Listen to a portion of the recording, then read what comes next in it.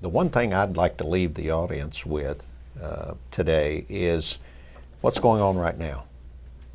You know, right now under the Affordable Care Act, one of the 10 essential benefits for the very first time that every insurance company has to provide and that the Medicaid program has to provide is treatment for addiction, behavioral health coverage. That was a monumental step forward to me in attacking this whole area.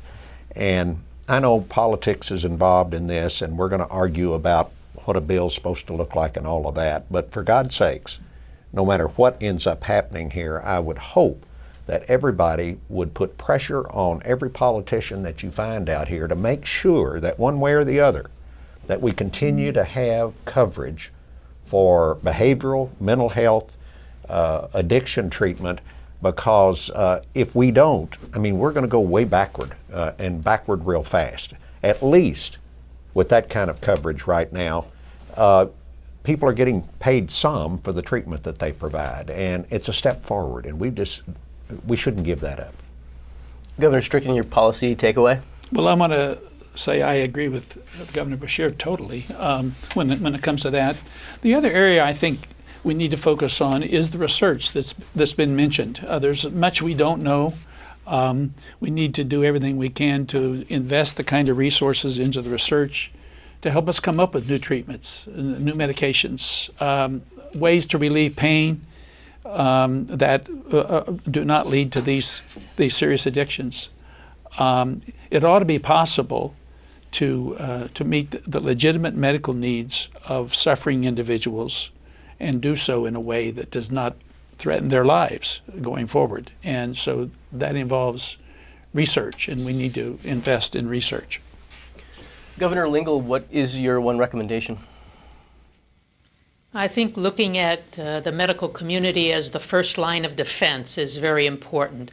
That would be the context of my recommendations. And as they did in Kentucky, I think requiring anyone who's prescribing these kinds of medications to mandatory that they go on to the prescription database and determine whether the patient they're looking at is being prescribed these drugs by others, other physicians or others in the medical community is critically important. I would say that would be my number one priority, is to make that kind of quick check mandatory before any of these kinds of medications are prescribed.